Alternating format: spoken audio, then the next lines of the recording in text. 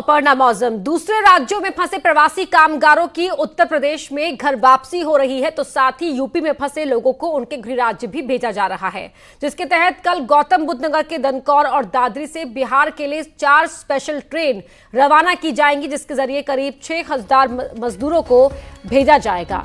इसको लेकर दादरी के अग्रसेन इंटर कॉलेज में सभी कामगारों के रुकने का इंतजाम किया गया है। हालांकि ट्रेन से मजदूरों के सफर करने के लिए जन सुनवाई पोर्टल पर रजिस्ट्रेशन करवाना जरूरी होगा। तो 4 स्पेशल ट्रेन बिहार के लिए रवाना होंगी।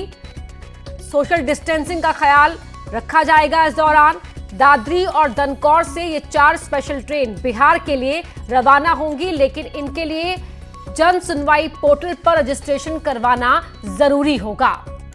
प्रवासी कामगारों को उनके गृह राज्य भेजने के लिए भी योगी सरकार जो व्यवस्था कर रही है, उसके तहत 4 स्पेशल ट्रेनें कल बिहार के लिए रवाना होंगी और आपको इसके लिए जन सुनवाई पोर्टल पर रजिस्ट्रेशन करवाना होगा।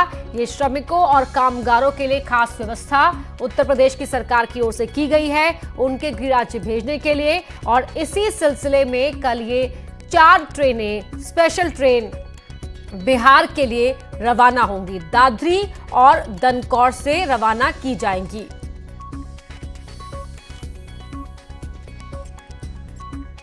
तो बता दें आपको कि इसके लिए दादरी के अग्रसेन इंटर कॉलेज में सभी के रुकने का इंतजाम किया गया है।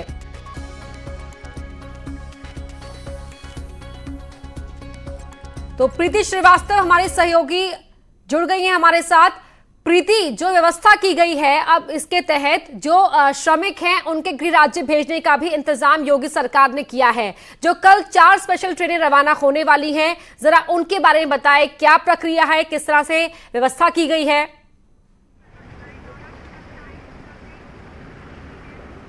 बिल्कुल अपर्णा, ये जो श्रमिक हैं उनकी घर वापसी कल नोएडा से होगी। पहली बार ये जो ट्रेन है ये नोएडा से चलाई जा रही हैं। नोएडा के दनकौर और दादरी से ये जो ट्रेनें हैं ये यहाँ से चलाई जाएंगी। 4 ट्रेनों को चलाने का प्रावधान अभी है कि 4 ट्रेनों को चलाएंगे। सुबह 11 बजे पहली ट्रेन रवाना होगी जो बिहार के लिए, ये जो चारों ट्रेनें हैं ये बिहार राज्य के लिए रवाना होंगी और लगभग 6000 जो श्रमिक हैं वो इन ट्रेनों से सफ़र करेंगे कल और इनसे सफ़र करके अपने गृह जनपद में पहुँचेंगे। साथ ही इसमें एक खास बात यह है कि ये जो भी श्रमिक इन ट्रेनों में जाएंगे उनका रजिस्ट्रेशन पहले से करवाया जाएगा। बिना रजिस्ट्रेशन के कोई भी जो श्रमिक है वो वहाँ स्टेशन पे नहीं पहुँचेगा और उनको इस तरीके से ये इसलिए किया गया है कि बहुत सारे जो श्रमिक हैं उनकी भीड़ इकट्ठी ना हो जाए, इसके लिए ही रजिस्ट्रेशन का प्रावधान है। रजिस्ट्रेशन किया गया है और जिन लोगों श्रमिक ठहरे हुए हैं, क्या वहां पर कोई पहुंचा है प्रशासन की ओर से जो उनका रजिस्ट्रेशन करवा रहा है? किस तरह से रजिस्ट्रेशन की प्रक्रिया चल रही है, जरा उसके बारे में बताएं। बिल्कुल अपर्णा, ये जो कॉलेज है यहाँ पर जो श्रमिक हैं उनको रखने की व्यवस्था की गई है, उनको रहने और खाने की व्यवस्था की गई है और सबसे खास बात ये है कि वहाँ पे उनका मेडिकल चेकअप भी करवाया जा रहा है।